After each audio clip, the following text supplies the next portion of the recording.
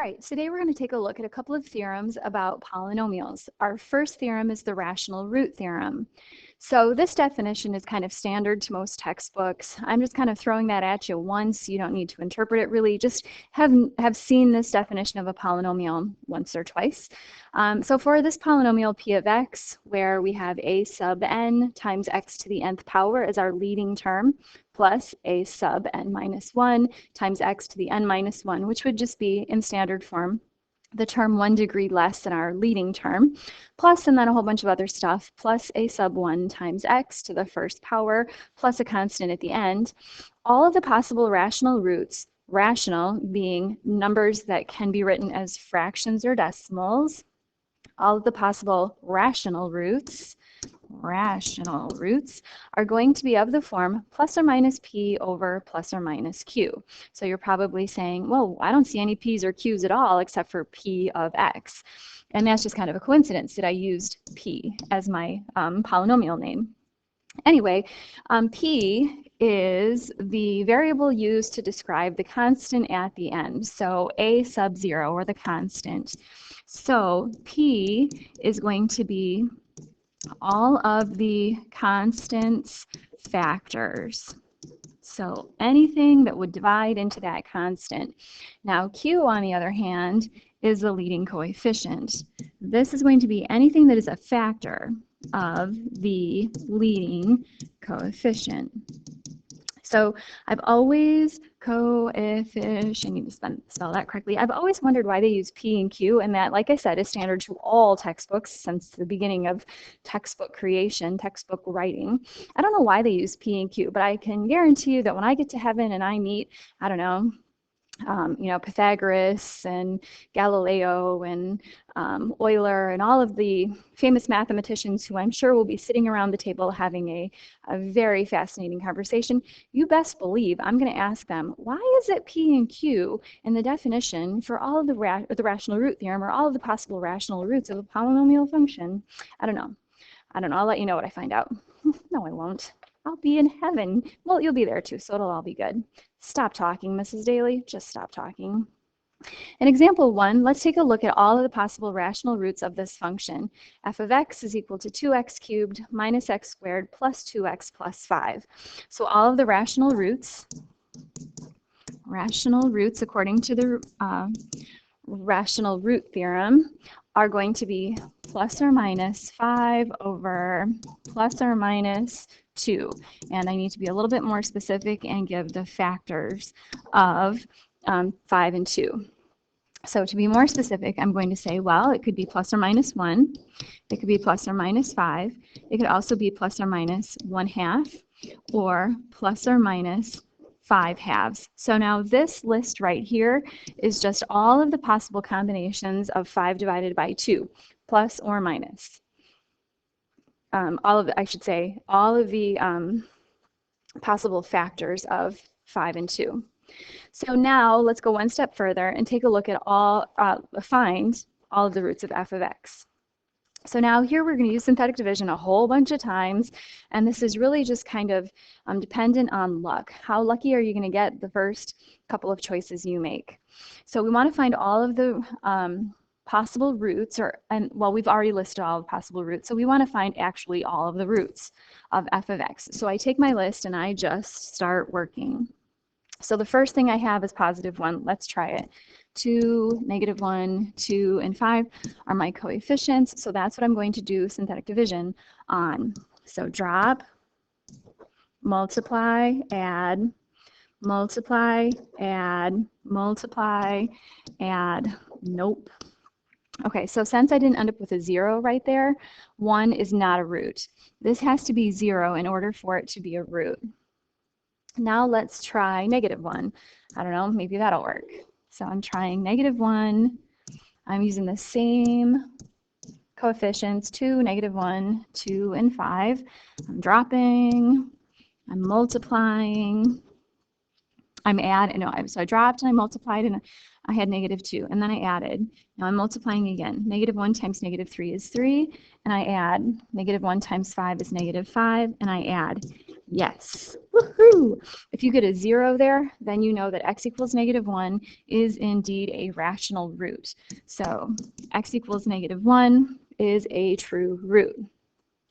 So with synthetic division, now I'm down to this depressed polynomial, 2x squared minus 3x plus 5 with a remainder of 0. And I can just do whatever I want to factor that. Like I could factor it, I could use a quadratic formula, I could complete the square. Don't complete the square, that won't work. I'm going to try and factor it. So right off the bat, I'm thinking two numbers that would multiply to 10x squared, but add up to -3x. So I would really like to use -5x and +2x, but nope, that won't work because those two don't multiply to a negative, or they don't multiply to a +10. They do multiply to a -10. So that's a no. Okay, so I can't factor it. When you can't factor it, another good choice is to use the quadratic formula. So if I use the quadratic formula to factor 2x squared minus 3x plus 5, here again I'm trying to find my roots, x is equal to x equals -b plus or minus the square root of b squared minus 4ac all over 2a. And then inside here, I get -31, 9 minus 40. And that's actually I times the square root of 31. So my other two solutions are 3 plus or minus I square root 31 all over 4. Okay, so let's kind of step back a minute and think about what we know for sure. We know that f of x is a third-degree polynomial right here. F of x is a third-degree polynomial.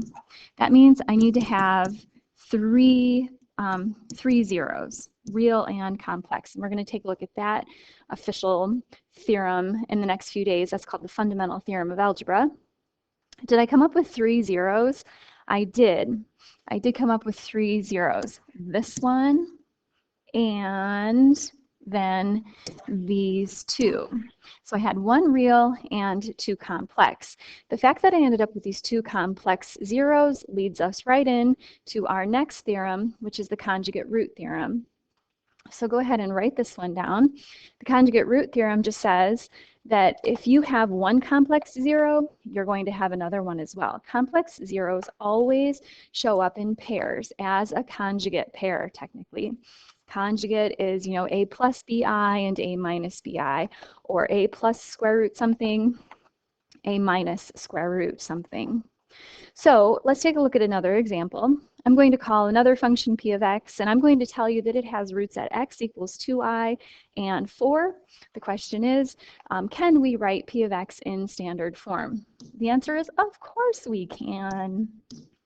So the first thing I'm going to do, though, is I'm going to warn myself right here, if you have a complex zero, you have another one. You also have its conjugate, which would be -2i. So be always on the lookout. It's your responsibility to remember that complex zeros always show up in pairs. So be on the lookout for i's and then take responsibility for listing the other complex zero. So to write p of x in standard form, I'm first of all going to, I'm going to list what my zeros are. 2i, -2i, and 4. Then, what did these come from, or what factors did they come from? So kind of working backwards, think about setting that equal to 0. Set this one equal to 0. Set that one equal to 0. Again, we're just kind of working backwards. And then now, take them two at a time. Take them two binomials at a time, and we're going to FOIL. So if I FOIL just that much, I get firsts, outers, inners, and then last would be -4i squared. Do you remember that I squared is -1? So it's just the sign changer. The two middle terms will cancel each other out, and I'm down to x squared plus 4. Okay, then bring back x minus 4, and we need to FOIL again. FOIL again. I'll get x to the third minus 4x squared plus 4x minus 16. Nothing can be combined. So I'm going to go ahead and call it a day. This is my polynomial function. So not terribly hard, but kind of a lot to remember. So just remember that if you ever have a 0 that shows up with an I, you have to take responsibility for adding its conjugate. To write a polynomial function in standard form, I like to just list the zeros, think about what they were as factors, kind of set them equal to 0, and I think of that as working backward. Multiply things together, multiply it again. Remember, multiplication is binary. You can only do 2 things at once. So it's going to take a couple of steps to get yourself down to that standard form. All right, that's it for today. Good work.